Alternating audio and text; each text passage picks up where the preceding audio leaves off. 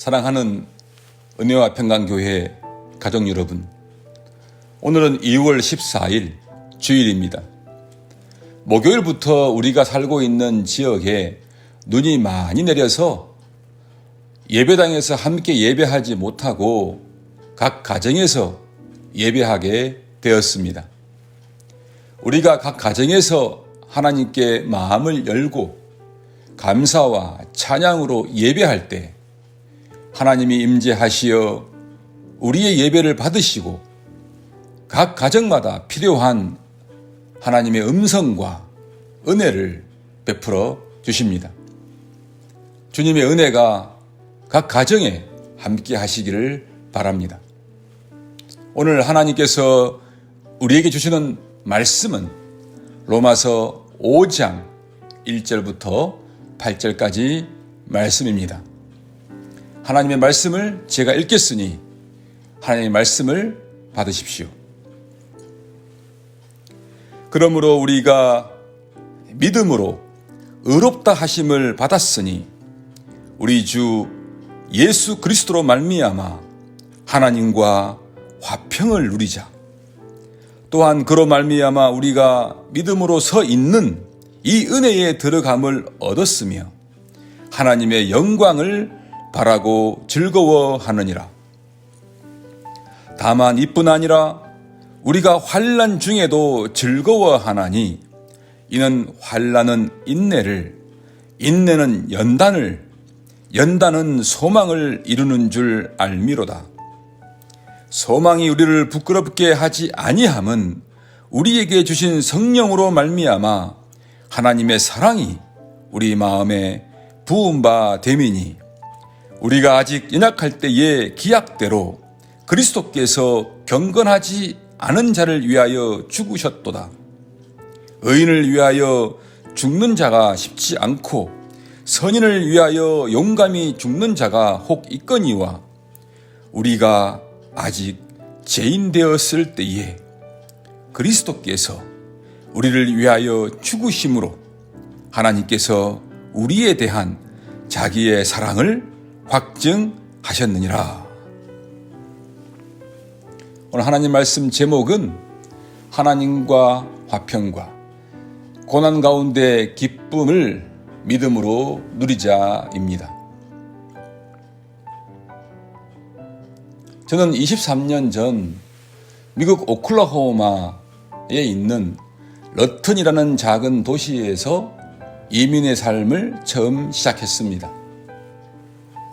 미국 안에서 시골스럽고 작은 도시의 새로운 환경은 너무나 낯설고 조심스럽고 불편한 일이 많았지만 새로운 것을 보고 듣고 경험할 때 재미있었고 그 경험들은 제가 가지고 있던 기존의 생각들에 변화를 주었습니다.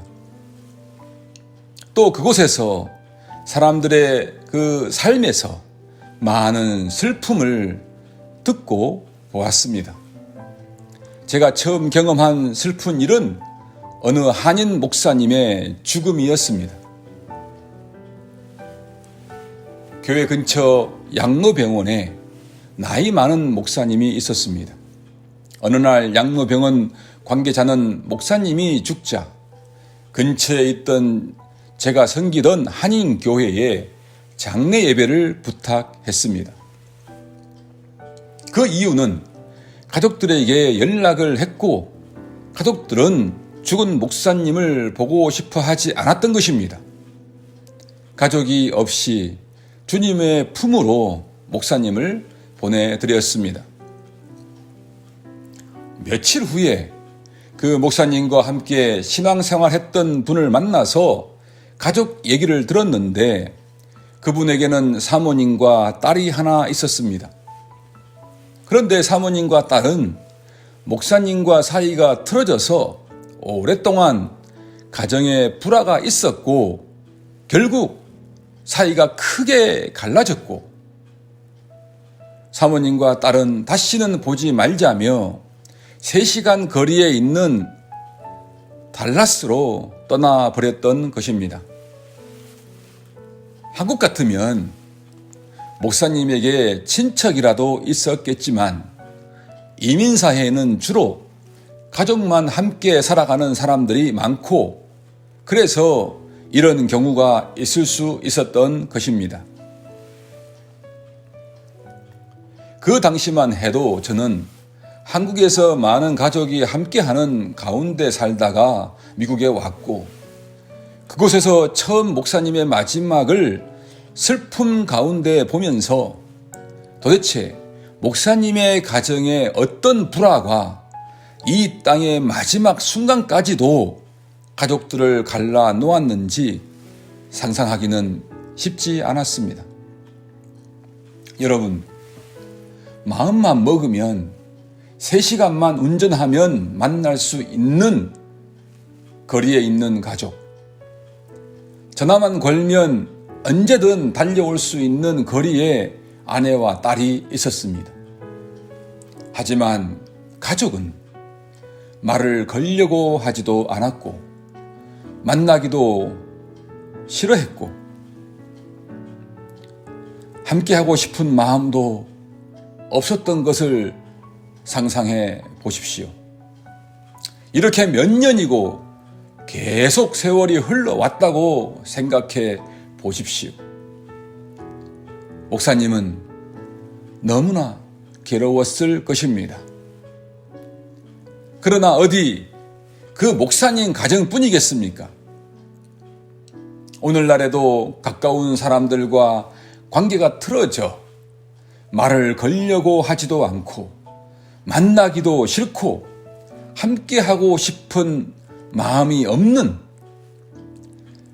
그러한 뒤틀어진 관계로 계속 세월만 보내며 괴롭게 살아가는 사람들이 너무나도 많습니다.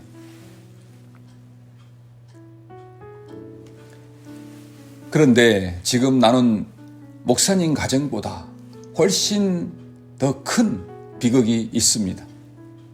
바로 하나님과의 관계에서 그런 식으로 사는 사람들이 아주 많습니다. 바울은 로마서 1장에서 하나님과 화해하지 못한 인간의 모습을 아프게 기록하고 있습니다. 그들은 하나님을 인정하기 귀찮아하고 싫어하고 거부했습니다. 하나님도 그들에게 사랑으로 간섭하기를 그만두시고 제멋대로 살도록 내버려 두셨습니다. 하나님을 거부한 사람들은 자신들의 욕망을 따라 살아가지만 만족함을 누리지 못하며 자신의 삶을 행복하다고 고백할 수 없는 지옥으로 만들어버렸습니다. 더 어리석은 것은 고통 가운데에서도 하나님을 찾지도 않으며 하나님을 무시하며 하나님 얼굴에 침을 뱉는 행위도 쉽게 행합니다. 하나님의 영원한 심판이 그들 머리 위에 있습니다. 사람들의 인생에서 이보다 더 큰 비극은 없습니다. 사람들의 인생에서 이보다 더 큰 비극은 없습니다. 바울은 이 비극적인 관계, 모든 관계의 불화를 끝내는 궁극적인 화해가 온 우주에 시작되었음을 기쁘게 우리에게 알려주고 있습니다. 1절은 이렇게 시작합니다. 그러므로 우리가 믿음으로 의롭다 하심을 받았으니 우리 주 예수 그리스도로 말미암아 하나님과 화평을 누리자.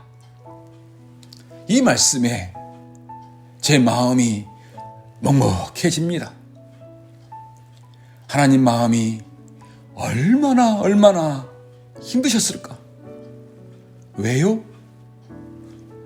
불화가 생기면 어느 쪽이 더 힘들어 합니까? 더 사랑하는 쪽입니다. 하나님께 제일 중요한 일, 늘 이 문제를 풀어야 하는데 하며 고민하셨던 일, 인간들과의 화해를 위해서 하나님이 먼저 손을 내미셨습니다.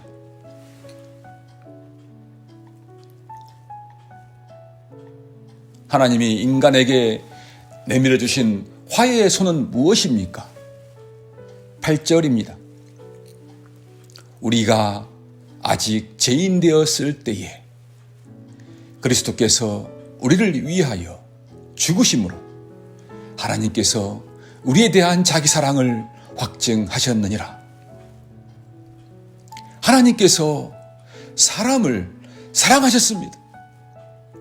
그런데 사람의 그 어디에도 하나님의 법을 만족시킬 만한 무엇이 없었습니다.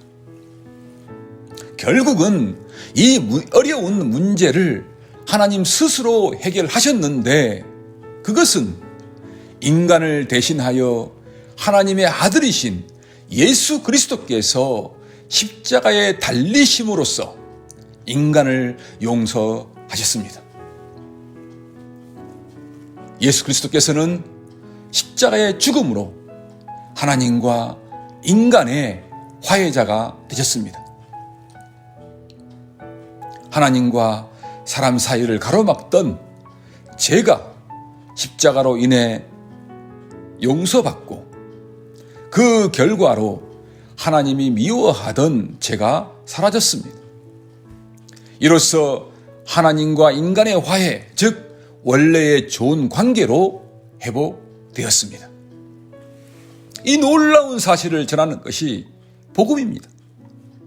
이 복음을 듣고서 예수의 십자가가 곧 나를 위한 것임을 믿고 그리스도 예수를 나의 주로 고백할 때 하나님께서는 이것을 근거로 너를 의인으로 인정한다고 선언하십니다. 결과적으로 믿음은 하나님과의 화해를 말합니다. 이제 우리는 그리스도의 몸의 일부가 되었고 하나님의 자녀가 되었고 하나님의 백성으로 관계가 회복된 것입니다. 그러므로 의인이 되었다는 것은 하나님과 우리가 이제 화평을 누리는 올바른 관계로 회복되었을 뿐만 아니라 화평의 관계로 하나님과 새로운 첫걸음을 시작하게 되었음을 알리는 선포입니다.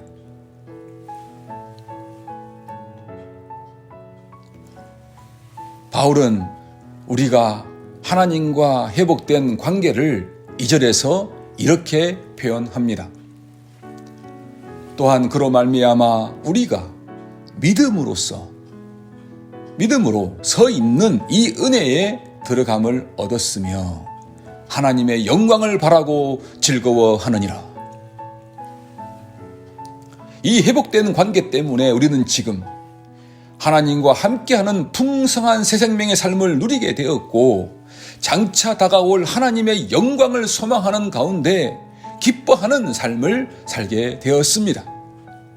이것은 우리가 믿음이라고 말하는 그것이 다만 장차 들어가고 완전해진 하나님 나라에만 관계되지 않고 이미 현재에도 영향을 미치고 있음을 말하는 것입니다. 따라서 믿음은 장차 누릴 것을 현재로 미리 당겨서 누리는 풍성함이며 기쁨입니다. 한 번 더 강조합니다. 믿음은 장차 누릴 것을 현재로 미리 당겨서 누리는 풍성함이며 기쁨입니다. 이제 우리와 하나님은 싸우는 관계가 아닙니다. 우리는 하나님이 우리 한 사람 한 사람을 자신의 몸으로 여기시며 자식을 사랑하듯 자신의 모든 것을 걸고 선한 것을 주시며 사랑하시는 것을 알게 됩니다. 우리도 하나님께 마음의 문을 활짝 열고 그분을 두려워하는 것이 아니라 그분이 우리와 함께 하시는 것을 좋아하고 그분을 사랑하며 그분이 높아지고 귀하게 여겨지는 것을 즐거워하는 것을 발견합니다. 그분을 기뻐하며 찬양하는 우리가 됩니다. 사람들이 화해의 이야기를 많이 말하지만 하나님과 화해하라고 말하지 않습니다. 진짜 화해가 이루어질 수 있는 근원을 모르기 때문입니다. 하나님과의 화해가 모든 비극을 끝내는 시작이며 모든 관계가 회복되는 첫걸음입니다.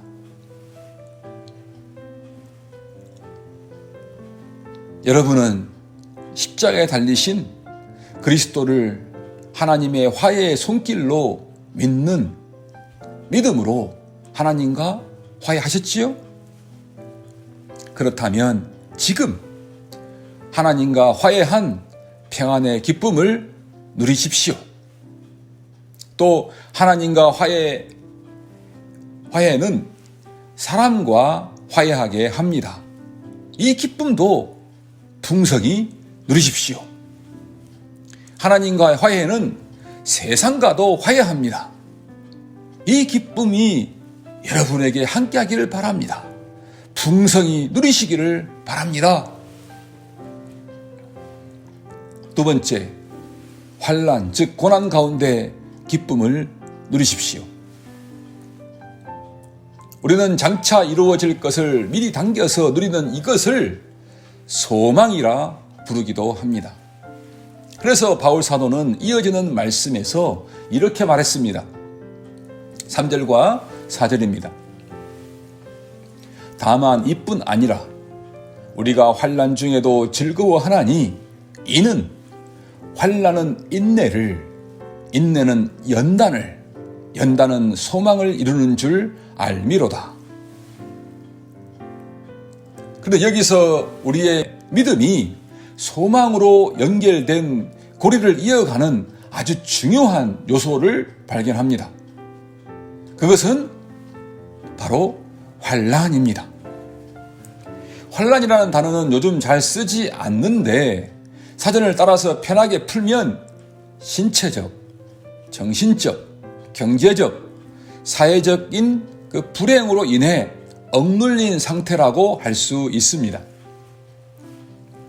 환난은 우리가 믿음 위에 서서 소망을 통해 바라보는 약속된 장래의 아름다운 삶과는 정반대의 삶을 현실에서 경험하는 것입니다. 인생은 복잡해서 누구나 즐거운 만큼 슬픔도 함께 있다는 것입니다. 그런데 여러분, 믿음이라는 것이 참 희한해서, 아니 사람이라는 존재가 참 희한해서 아무리 복되고 화려한 장래가 보장되어 있어도 현재가 편하면 절대 장래에 관심을 갖지 않습니다. 또 현재가 편하면 10명 중 9명은 하나님을 찾지도 않고 그분과의 관계도 가볍게 여기며 그분의 은혜도 잊어버리고 또 감사도 없어집니다. 그래서인지 성경이 전체를 통해 끊임없이 그리스도인의 삶과 고난을 거의 한 세트로 묶어 놓다시피 한 것을 보게 됩니다. 다시 설명하자면 환난 가운데 기뻐하라는 바울의 이 말은 환난을 즐기라는 뜻은 아닙니다. 이런 뜻입니다. 하나님이 우리와 함께 하시며 사랑을 주실 때와 똑같은 목적으로 우리의 삶의 과정에서 우리에게 필요해서 고난을 허락하시기도 하고 고난을 사용하시기도 한다는 것입니다. 즉 믿음은 언제나 고난과 함께 힘든 일을 통해 성장하기 때문입니다. 그래서 본문 3절과 4절 말씀을 보면 우리의 인생이 환난, 인내, 연단, 소망의 사이클이 주기적으로 자꾸 되풀이되면서 돌아간다는 것을 우리는 마음 깊이 새겨두어야 합니다. 이러한 과정을 거치면서 우리는 마침내 환난을 두려워하고 힘들어하는 데서 벗어나 오히려 기뻐할 수 있는 것이지요. 사람은 어려울 때 그 어려움을 가져다 주는 환경을 자랑스러워하지 않습니다. 그럴 수밖에 없지요. 누군가의 죽음, 사업과 학업의 실패 등등 이런 일을 겪으면서 자랑스러울 사람이 어디 있겠습니까? 하지만 우리는 다릅니다. 우리에게 있는 하나님과 화해되었다는 믿음, 하나님의 사랑을 받고 있다는 믿음은 우리가 고난을 당할 때 하나님과 화해하지 못한 사람들과는 다른 관점으로 고난을 보고 문제를 해석하게 됩니다. 우리에게 있는 어려운 일은 어려운 것이고 힘든 것은 힘든 것이 틀림없지만 환난은 우리를 더욱더 하나님께 집중하게 하고 하나님의 뜻을 깨닫게 하며 이 어려움으로 인해 장차 약속된 온갖 부요함이 더욱 확실하게 보며 하나님을 신뢰하게 합니다. 즉 하나님과 화해를 통해 우리는 하나님의 자녀로 받아들여졌고 하나님의 자녀로서 하나님을 아빠, 아버지라 부를 수 있는 아버지와의 관계뿐 아니라 자녀로서 누릴 수 있는 하나님 나라의 모든 좋은 것들을 받는 상속자가 되게 하신 하나님의 약속을 소망하게 됩니다. 그래서 어려운 가운데 힘들기는 하지만 그 힘든 것보다 우리 인생을 간섭하시는 더 큰 하나님의 사랑과 약속, 그 약속의 기쁨을 경험하게 됩니다. 이 놀라운 감정은 믿음이 아니면 절대 경험할 수 없는 신비한 기쁨입니다. 우리는 고난 가운데 기쁨을 누릴 수 있는 믿음의 사람들입니다. 우리는 고난 가운데 기쁨을 누릴 수 있는 믿음의 사람들입니다. 고난 가운데 기쁨, 이 복된 삶이 풍성히 함께 하시기를 누리시는 우리 모두가 됩시다. 사랑하는 은혜와 평강교회 가족 여러분, 6절에서 8절의 말씀은 바울이 우리가 지닌 믿음이 얼마나 확실한지를 되풀이해서 강조하며 설명하는 부분입니다. 우리가 아직 연약할 때에 기약대로 그리스도께서 경건하지 않은 자를 위하여 죽으셨도다. 의인을 위하여 죽는 자가 쉽지 않고 선인을 위하여 용감히 죽는 자가 혹 있거니와 우리가 아직 죄인 되었을 때에 그리스도께서 우리를 위하여 죽으심으로 하나님께서 우리에 대한 자기 사랑을 확증하셨느니라. 우리의 믿음의 확실성은 우리 자신이 지닌 신념의 강함이나 주어진 환경의 변화에 있지 않습니다. 우리의 믿음이 확실함은 바로 예수 그리스도께서 우리를 사랑하사 그 사랑을 확증하기 위하여 십자가에 달리신 그 사건에 근거합니다. 여기에 우리의 믿음이 걸려 있습니다.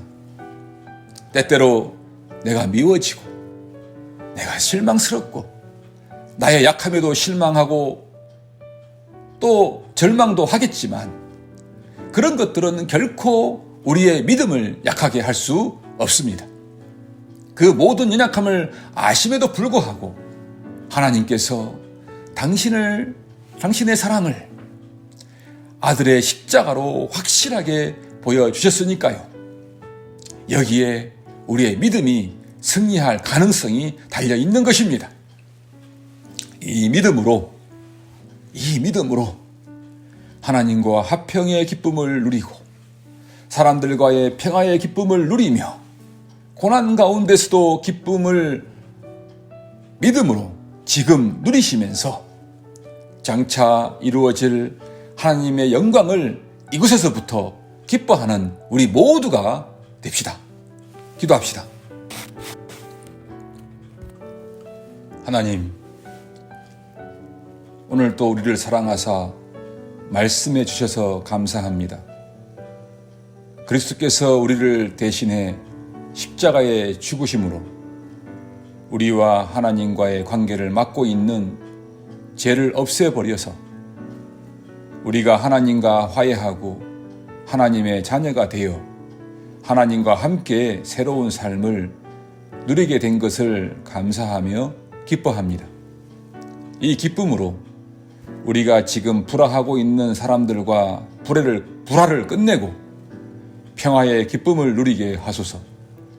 그리고 우리가 고난 중에서도 하나님의 약속으로 받게 될 영원하고 아름다운 하나님 나라를 생각하고 지금 그 기쁨을 누리며 주님을 따르며 섬기는 우리 모두가 되게 하소서. 우리 구주 예수님 이름으로 기도합니다. 아멘.